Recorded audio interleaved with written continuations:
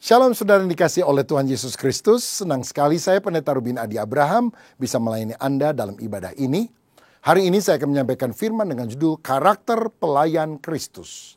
Mari kita akan baca Lukas 22 ayat 24 sampai 27 yang berbunyi demikian. Terjadilah juga pertengkaran di antara murid-murid Yesus, siapakah yang dapat dianggap terbesar di antara mereka. Yesus berkata kepada mereka, raja-raja bangsa-bangsa memerintah rakyat mereka dan orang-orang yang menjalankan kuasa atas mereka disebut pelindung-pelindung. Tetapi kamu tidaklah demikian, melainkan yang terbesar di antara kamu hendaklah menjadi sebagai yang paling muda dan pemimpin sebagai pelayan. Sebab siapakah yang lebih besar, yang duduk makan atau yang melayani? Bukankah dia yang duduk makan? Tetapi aku ada di tengah-tengah kamu sebagai pelayan. Saudara sekalian, setiap orang Kristen terpanggil untuk melayani Tuhan. Sebab di dalam Markus 10 ayat 45 dikatakan, karena anak manusia juga datang bukan untuk dilayani, melainkan untuk melayani dan memberikan nyawanya untuk menjadi tebusan bagi banyak orang. Berarti kita harus meneladani Kristus yang juga menjadi pelayan Tuhan. Agustinus pernah berkata, tanpa Yesus aku tidak bisa berbuat apa-apa. Tapi tanpa aku, Yesus tidak mau berbuat apa-apa. Artinya Tuhan ingin memakai kita menjadi kawan sekerjanya. Ibu Teresa dari Avila pernah berkata, Yesus tidak punya tangan kecuali tangan kita. Yesus tidak punya kaki kecuali kaki kita. Mari kita menjadi kaki tangan Kristus untuk menjangkau jiwa yang terhilang. Saudara, sebagai anak Tuhan kita harus paham bahwa sebetulnya pelayanan itu bukan jadwal tugas yang diberikan kepada kita. Bertugas minggu 1 atau minggu kedua, minggu ketiga. Tapi pelayanan adalah sebuah lifestyle, gaya hidup untuk melakukan misi Allah dan menjadi berkat bagi sesama. Kalau saudara lihat dalam Lukas 10 ayat 39 sampai 40, Yesus pernah mampir di Betania dan ada kakak beradik, Maria, Marta melayani dia. Maria duduk dekat kaki Tuhan dan terus mendengarkan perkataannya, sedangkan Marta sibuk sekali melayani. Jadi pelayanan itu menurut ayat ini setidaknya ada dua jenis. Pertama, melayani pekerjaan Tuhan seperti yang dilakukan Marta. Sibuk sekali melakukan apa yang dia bisa kerjakan. Menyediakan makanan mungkin capcay, puyunghai, barongsai, bakmi, bakso, bakcang, bakut, bakpao, bakyak. Kira-kira seperti itu. Tetapi yang kedua adalah melayani Tuhan. Melayani pribadinya. Seperti Maria yang duduk di bawah kaki Yesus. Mendengarkan Yesus berbicara kepada dia. Nah, di dalam bahasa Inggris kata ibadah juga ditulis dengan dua kata yang berbeda. Pertama, service, Sunday service misalnya. Yang kedua adalah worship, pelayanan dan penyembahan. Nah, kita harus melakukan kedua-duanya. Kita harus melayani, giat, sibuk bekerja untuk Tuhan. Tapi jangan lupa ada waktu worship, beribadah. Seperti Maria duduk diam di bawah kaki Tuhan. Melayani pekerjaan Tuhan penting, tapi melayani Tuhan pribadinya lebih penting. Pelayanan yang baik juga harus sesuai dengan karunia rohani. 1 Petrus 4 ayat 10 berkata, layanilah seorang akan yang lain sesuai dengan karunia yang telah diperoleh tiap-tiap orang sebagai pengurus yang baik dari kasih karunia Allah. Tahukah saudara, pada waktu kita lahir Tuhan memberikan kepada kita bakat. Dan pada waktu kita lahir baru Tuhan memberikan kepada kita karunia rohani. Bakat dan karunia rohani itu keduanya sering disebut sebagai talenta yang harus kita kembangkan untuk kemuliaan nama Tuhan. Nah, karunia akan menentukan tempat kita di dalam pelayanan. Jadi kalau saudara punya karunia untuk berbicara, mungkin saudara menjadi pengkhotbah, pengajar. Tapi kalau saudara punya karunia untuk melayani orang, mungkin saudara bisa menolong orang-orang yang sakit. Kalau saudara punya karunia memberi, saudara akan memberikan bantuan kepada orang yang membutuhkan. Jadi karunia akan menentukan tempat kita dalam pelayanan. Tapi kedewasaan rohani tidak ditentukan oleh karunia. Itu ditentukan oleh sikap hati kita. Yaitu sikap hati seorang hamba dari Kristus. Nah, untuk menjadi pelayan Kristus, yang diperlukan bukan hanya kemampuan, tapi karakter yang baik. Dan kita tidak bisa menilai kerohanian seseorang dari bakat atau karunianya. Jadi kadang kita pikir, wah kalau dia suaranya bagus, pasti dia rohani. Kalau dia kesaksiannya hebat, khotbahnya semangat, pasti dia rohani. Belum tentu, saudara-saudara. Karena seseorang mungkin saja memiliki talenta khusus seperti itu, tapi tetap tidak dewasa secara rohani. Matius 7 bicara tentang ada orang yang berseru, Tuhan, Tuhan, aku sudah bernubuat, mengusir setan, menyembuhkan. Tapi Tuhan bilang, aku tidak kenal engkau, hai engkau pembuat kejahatan. Kerohanian itu dinilai bukan dari karunia-Nya, tapi dari buahnya. Kasih, sukacita, damai sejahtera, kesabaran, kemurahan, kebaikan, kesetiaan, kelemah lembutan, penguasaan diri. Lucifer adalah malaikat yang memiliki banyak talenta. Dia merupakan musisi yang handal dan memiliki karisma yang luar biasa. Tapi tidak memiliki karakter yang berkenan kepada Tuhan. Dia menjadi sombong, tidak tahu berterima kasih. Sehingga akhirnya menjadi iblis, musuh Allah yang utama. Yesus adalah teladan pelayan sejati yang rendah hati. Ketika murid-muridnya bertengkar tentang siapa yang terbesar di antara mereka. Dia mengambil baskom dengan air, dengan handuk. Dia cuci kaki, dia bersihkan kaki murid-muridnya. Sebuah tanda kerendahan hati. Bahkan dia berkata, siapa yang mau menjadi terbesar, dia harus menjadi pelayan dari semuanya. Justru tindakannya itu menunjukkan kebesaran hatinya. Siapa yang mau menjadi besar, harus menjadi pelayan. Fungsi lebih penting daripada jabatan. Jangan kejar jabatan di gereja, tapi biar engkau berfungsi menjadi berkat bagi sekitarmu. Nah, sekarang saya ingin ajak saudara untuk melihat ada 5 ciri dari seorang yang memiliki karakter pelayan Kristus sejati. Yang pertama, pelayan Kristus adalah orang yang menaati perintah majikan. Filipi 2 ayat 5-8 berkata, hendaklah kamu dalam hidupmu bersama menaruh pikiran dan perasaan yang terdapat juga dalam Kristus Yesus, yang walaupun dalam rupa Allah tidak menganggap kesetaraan dengan Allah itu sebagai milik yang harus dipertahankan, melainkan telah mengosongkan dirinya sendiri dan mengambil rupa seorang hamba dan menjadi sama dengan manusia. Dan dalam keadaan sebagai manusia, ia telah merendahkan dirinya dan taat sampai mati, bahkan sampai mati di kayu salib. Saudara, seorang pelayan sejati itu bukan melayani semau-maunya sendiri, tapi dia harus taat kepada pimpinan rohani, di mana dia digembalakan dalam gereja lokal, dan terutama taat kepada Tuhan tentunya. Pelayan sejati itu adalah orang yang mentaati kehendak Bapa, bukan kehendaknya. Yesus berkata, kalau boleh cawan ini lalu daripadaku, tapi bukan yang aku kehendaki, melainkan apa yang kau kehendaki, itu yang terjadi. Coba saudara pikir dengan jujur. Apakah kita dalam pelayanan memanfaatkan Tuhan sebagai alat untuk mensukseskan apa yang kita mau? Supaya saya jadi kaya, jadi sehat, diberkati. Masalahnya bila keinginan kita tidak terkabul, kita akan marah kepada Tuhan. Kenapa Tuhan, saya sudah pelayanan, tapi saya tidak kaya, saya sakit. Lalu jika kita demikian motivasinya, siapa yang jadi Tuhan? Siapa yang jadi majikan?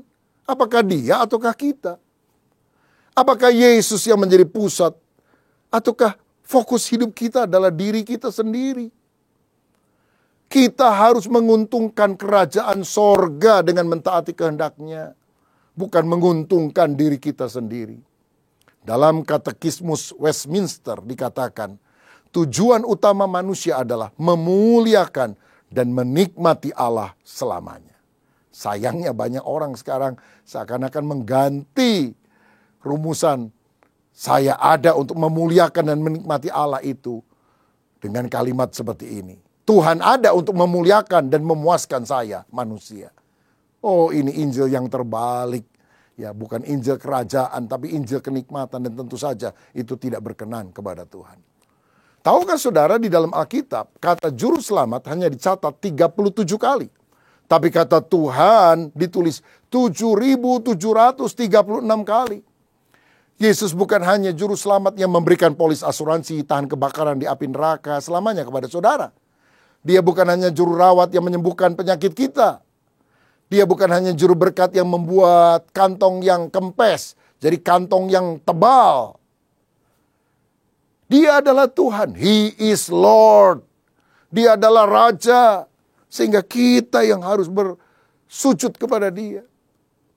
Dia adalah Kurios, Tuhan. Kita adalah Dulos, hamba, budak, kacung yang harus taat kepada kehendak Tuhan. Jadi kalau pelayan Tuhan sombong, nggak sadar dia itu kacung, kacungnya Tuhan. Karena itu mari kita selalu menjaga hati yang rendah, hati yang taat kepada perintah Tuhan. Yang kedua, karakter pelayan sejati adalah memiliki tanggung jawab. Dia setia terhadap hal yang dipercayakan kepadanya, walaupun kecil. Matius 25 ayat 21 berkata, maka kata tuannya itu kepadanya, baik sekali perbuatanmu itu, hai hambaku yang baik dan setia. Engkau telah setia dalam perkara kecil. Aku akan memberikan kepadamu tanggung jawab dalam perkara yang besar. Masuklah dan turutlah dalam kebahagiaan Tuhanmu. Kalau engkau setia dalam perkara kecil, Tuhan akan menambahi perkara-perkara besar dalam hidup saudara. Karena itu jangan meremehkan hal yang kecil. Karena dalam hal yang kecil tampaknya engkau sedang diuji. Apakah engkau bisa dipercaya untuk perkara yang lebih besar. Kalau saya baca Alkitab khususnya 2 Samuel 23. Di sana ada 3 pahlawan Daud yang paling hebat. 3 triwira. Ya, Ishibaal, Eleazar, dan Sama. Nah, saya mau soroti yang ketiga ini. Dikatakan demikian, sesudah dia Sama anak Age orang Harari, ketika orang Filistin berkumpul di Lehi, di sana ada sebidang tanah ladang penuh kacang merah dan tentara telah melarikan diri dari hadapan orang Filistin. Maka berdirilah ia di tengah-tengah ladang itu, ia dapat mempertahankannya dan memukul kala orang Filistin, demikianlah diberikan Tuhan kemenangan yang besar. Ishibaal mengalahkan 800 orang Filistin. Hebat sekali. Rainbow Jet Li kalah semua sama dia, saudara.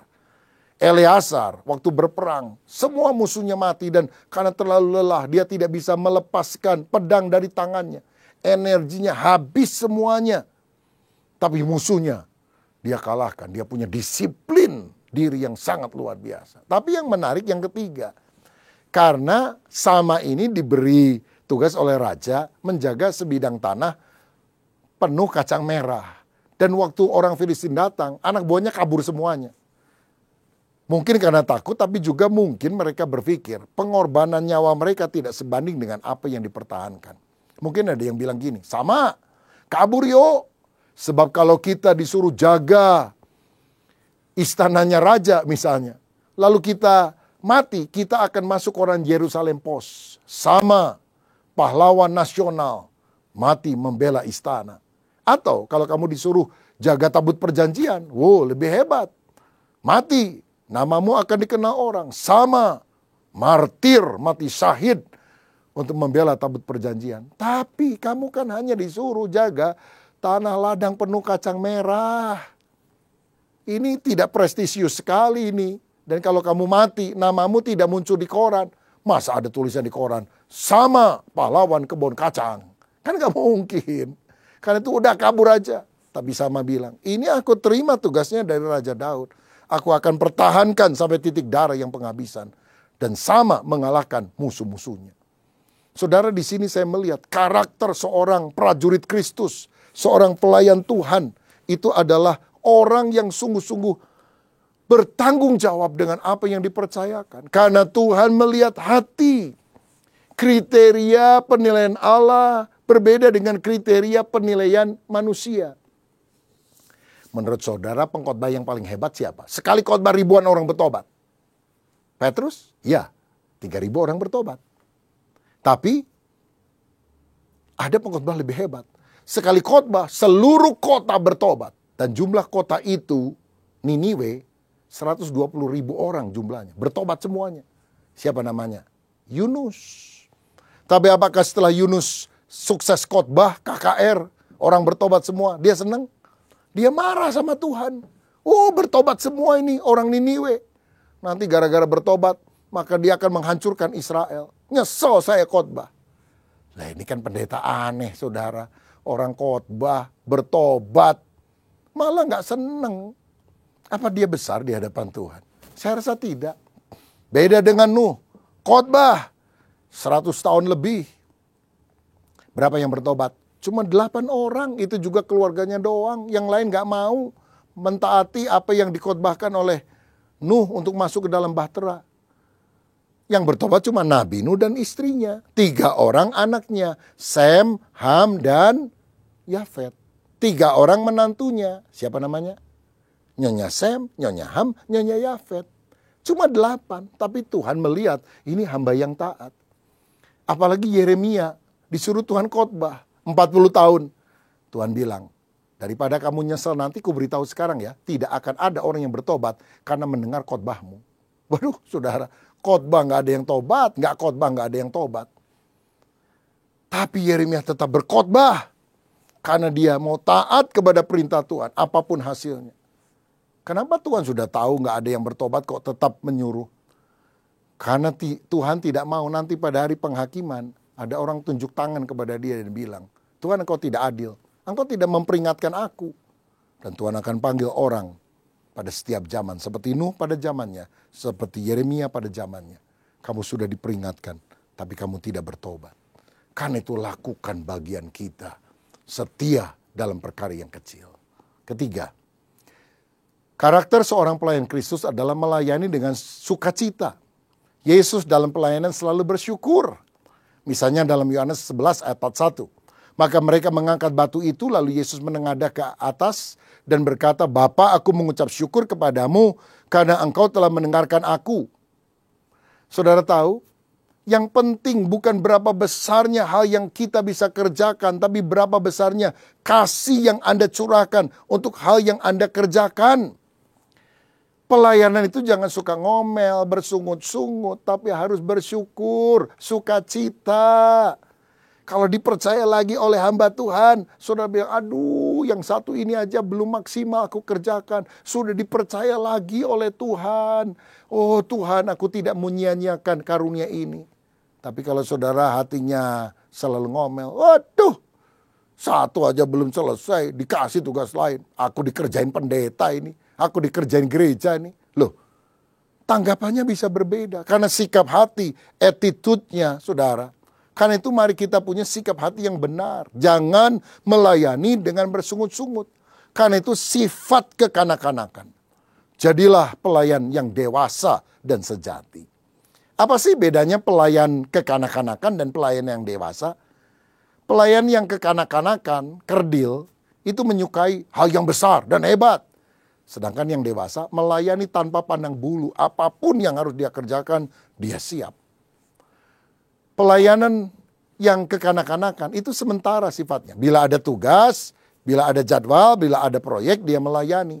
Sedangkan yang dewasa, pelayanan adalah gaya hidup yang dia kerjakan setiap saat.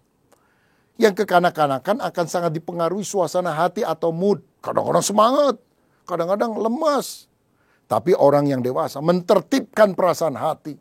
Kadang ingin, kadang semangat, kadang tidak. Tapi dia bilang, hei jiwaku, kamu tetap harus melayani Tuhan. Pelayan yang kekanak-kanakan itu meruntuhkan kesatuan. Karena waktu dia melayani, pusatnya adalah diri. Dia ingin diperhatikan, kalau tidak ngambeklah dia. Sedangkan pelayan yang dewasa bukan meruntuhkan, tapi mengutuhkan kesatuan. Karena pelayanannya berpusat kepada Tuhan dan ingin menjadi berkat bagi sesama. Yang keempat sekarang, apa ciri atau karakter seorang pelayan Kristus sejati? Mempermuliakan tuannya. Ada 5 M ya, saya mau bagikan ini M yang keempat. Mempermuliakan tuannya. Tidak mencari kepujian diri. Lukas 17 ayat 10, demikian jugalah kamu apabila kamu telah melakukan segala sesuatu yang ditugaskan kepadamu. Hendaklah kamu berkata, kami adalah hamba-hamba yang tidak berguna. Kami hanya melakukan apa yang kami harus lakukan. Pelayan sejati itu tidak suka bersaing, tidak saling menonjolkan diri. Tapi rendah hati menganggap yang lain lebih utama daripada dirinya. Saudara tahu yang mendirikan Monas, Monumen Nasional di Jakarta siapa? Pak Harto? Bukan. Siapa? Soekarno. Betul? Sebetulnya bukan Soekarno yang bangun. Tukang batu yang bangun, saudara sekalian. Mungkin namanya Pak Ijo, Pak Inem, begitu ya. Tapi yang mendapat kemuliaan siapa? Soekarno. kita ini hamba Tuhan yang tidak berguna. Kita hanya melakukan bagian kita. Asal Tuhan dipermuliakan, terpujilah nama Tuhan. Karena itu dengan motivasi seperti itu, mari kita giat melayani Tuhan, memenangkan jiwa-jiwa, bersaksi tentang Yesus Kristus. Karena kita tahu kita melakukannya untuk Dia, Raja di atas segala raja. Dan yang terakhir, yang kelima, seorang pelayan Kristus sejati mengharapkan upah hanya dari Tuhan. Kolose 3 ayat 22-24, hai hamba-hamba, taatilah Tuhanmu yang di dunia ini dalam segala hal, janganlah hanya di hadapan mereka saja untuk menyenangkan mereka, melainkan dengan tulus hati, karena takut akan Tuhan. Apapun juga yang kamu perbuat, perbuatlah dengan segenap hatimu, seperti untuk Tuhan dan bukan untuk manusia. Kamu tahu bahwa dari Tuhanlah kamu akan menerima bagian yang ditentukan bagimu sebagai upah. Kristus adalah Tuhan dan kamu hambanya. Kalau kita melayani bukan cari pujian manusia, cari pahala dari manusia. Kalau kita mengharapkan pahala dari manusia, kita tidak dapat pahala dari Tuhan. Mari kita dengan tulus berkata, Tuhan, biar aku menunjukkan motivasi pelayananku hanya kepadamu. Saya teringat satu kali ada seorang misionaris dari Amerika yang pelayanan puluhan tahun di China, namanya Morrison. Satu kali dia sudah tua, dia pensiun mau kembali ke negaranya Amerika. Naik kapal, waktu itu belum ada pesawat terbang karena ini sudah beberapa abad yang lampau. Jadi dari China, kapal itu berlayar sampai ke daerah Madagaskar, saudara. Di ujung selatan daripada benua Afrika. Ternyata di daerah itu naiklah Presiden Amerika Serikat dan rombongannya yang habis berburu menembaki binatang-binatang liar yang ada di Afrika. Lalu kemudian melanjutkan perjalananlah mereka ke Amerika. Dan waktu misionaris ini sampai, dia lihat begitu banyak orang yang menyambut di pelabuhan. Dia pikir, mungkin kan aku sudah pelayanan puluhan tahun aku disambut begitu. Tapi ternyata dia kecewa. Karena ternyata tidak ada yang menyambut dia, saudara. Yang disambut itu Presiden Amerika yang pulang berburu, habis holiday, liburan. Morrison kecewa sekali. Dia tidak jadi turun, dia masuk kembali ke kamarnya, kabinnya. Dia bilang, aku protes Tuhan. Aku melayani Engkau memenangkan jiwa puluhan tahun. Tapi waktu aku pulang ke Amerika tidak ada yang menyambut aku. Sedangkan Presiden hanya beberapa minggu liburan di Afrika, menembaki binatang-binatang, membunuh ternak yang ada, disambut luar biasa. Aku kecewa Tuhan. Kenapa Engkau perlakukan aku sedemikian? Aku pulang, tidak ada yang menyambut. Dia berdoa. Tiba-tiba dia merasa Tuhan bicara di dalam hatinya. Anakku, kamu belum pulang. Kalau kamu pulang, aku akan bikin pesta lebih mewah dari orang Amerika menyambut presidennya. Presidennya sudah pulang ke negaranya. Kamu belum pulang ke rumah Bapa. Kalau kamu pulang, kamu akan disambut. Karena pahalamu bukan di sini. Pahalamu dari Bapa Surgawi.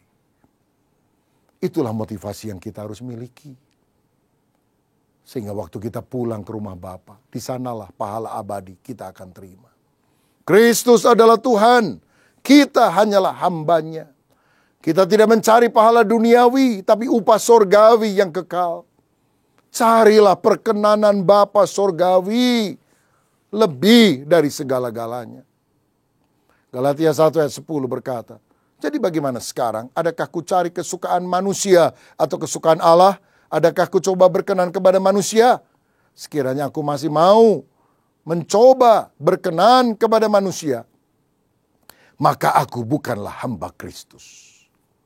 Dalam hidup ini, mari kita cari perkenanan Tuhan, bukan perkenanan manusia. Saya mau akhiri dengan kisah ini. Satu kali ada seorang yang dilatih main piano dari sejak kecil sampai dewasa. Dia mengadakan konser piano di mana-mana. Orang menyambutnya. Tapi satu kali Dia diminta untuk melakukan konser tunggal piano di kota tempat kelahirannya. Oh, dia sangat senang. Dia berlatih begitu luar biasa. Sampai pada hari haknya. Kira-kira hampir 1.000 orang memenuhi tempat di mana konser ini dipagelarkan. Dia mulai memainkan dari satu lagu ke lagu yang lain. Bagus sekali. Dan lagu yang terakhir, orang memberikan standing ovation. Berdiri, bertepuk tangan. Dia bilang, lagi, mainkan satu lagu lagi. Tidak ada yang mau pulang. Pada layar sudah ditutup. Pemain piano ini sudah tidak tampak lagi dari mata penontonnya. Manajer lompat dari tempat duduknya. Dia bilang, mainkan satu lagu lagi. Semua orang memuji engkau. Dia bilang, oke, saya mau main satu lagi. Tapi aku mau ngintip dulu, aku mau lihat. Dan waktu dia ngintip, semua orang masih berdiri bertepuk tangan. Baik yang di bawah maupun di atas balkon, semua tepuk tangan. Tiba-tiba dia tutup itu horden, tirai, dan dia bilang, maaf Pak Manajer, aku tidak jadi mainkan satu lagu lagi. Karena aku lihat ada satu kakek tua di balkon yang tidak bertepuk tangan. Manajer itu lihat, dia bilang benar, dia tidak tepuk tangan. Tapi persetan dengan kakek tua itu, kenapa kamu terganggu hanya dengan satu orang? 1.000 orang bertepuk tangan, berdiri, hanya satu orang yang tidak tepuk tangan. Kenapa kamu terganggu? Mungkin kakek tua itu tidak ngerti ilmu musik. Pianis ini berkata, engkau tidak ngerti, Pak Manajer. Kakek tua itu adalah guru piano saya yang pertama ketika saya masih kecil. Dan saya tidak puas. Karena dia tidak berdiri, dia tidak bertepuk tangan. Berarti menurut penilaian dia, aku belum terlalu excellent. Aku harus berlatih lebih keras. Supaya pada suatu hari ketika aku bisa lagi konser di sini, aku nggak peduli nggak ada orang berdiri. Aku nggak peduli nggak ada orang tepuk tangan. Aku hanya ingin kakek tua itu berdiri. Mengacungkan kedua jempolnya. Dan berkata, baik sekali permainanmu. Saudara, kita akan kembali ke rumah Bapa. Tapi apakah pada waktu kita kembali, Tuhan Yesus akan berdiri dari tahtanya. Seperti ketika dia menyambut Stefanus yang mati di rajam batu tapi mempertahankan iman dengan teguh. Bukan hanya duduk di sebelah kanan Bapa, dia berdiri. Mungkin seperti orang memberikan standing ovation itu. Well done, good and faithful servant. Baik sekali, hai hambaku yang baik dan setia. Masuklah dalam kebahagiaan yang telah disiapkan oleh Bapa dari sejak dunia ini belum dijadikan. Apa yang kau cari? Tepuk tangan manusia, perkenanan manusia, pahala dari manusia. Saudara, cari perkenanan Tuhan. Biar hari ini hati kita sungguh dijamah oleh Roh Kudus. Dan kalau ada motivasi yang tidak berkenan, cabut itu. Supaya kita menjadi orang Kristen. Bukan hanya santai mendengar khotbah, menerima berkat rohani. Tapi saudara mau melayani. Dan melayani dengan karakter Kristus. Melayani dengan hati yang tulus. Sehingga Tuhan pakai engkau untuk menjadi alat yang ajaib. Memberitakan Injil. Dan jiwa-jiwa akan diselamatkan. Engkau memuridkan mereka. Menjadi orang yang dewasa rohani. Menjadi serupa seperti Yesus. Dan pahala abadi Tuhan berikan pada waktu kita datang ke hadiratnya. Kiranya Tuhan Yesus memberkati kita sekalian. Mari kita berdoa. Bapa, terima kasih. Melayani Tuhan bukan beban, tapi anugerah. Sama seperti Kristus melayani, kami juga mau melayani Engkau. Kami melayani bukan untuk mengembangkan bakat, cari nama, tapi untuk menyukakan hati-Mu. Bersihkan hati kami, luruskan motivasi kami, supaya kami layak di hadapan Tuhan. Hamba berdoa untuk setiap anak-anak-Mu yang mau melayani dengan hati tulus. Dalam nama Yesus, Tuhan urapi, Tuhan lengkapi, Tuhan pakai berbuah-buah untuk kemuliaan nama-Mu. Bahkan jiwa-jiwa kami menangkan bagi Yesus Kristus. Dan kami hidup berkenan kepada Tuhan. Berkat-Mu atas kami di dalam nama Tuhan Yesus Kristus. Haleluya. Amin. Salam sehati. Tuhan Yesus memberkati. Amin.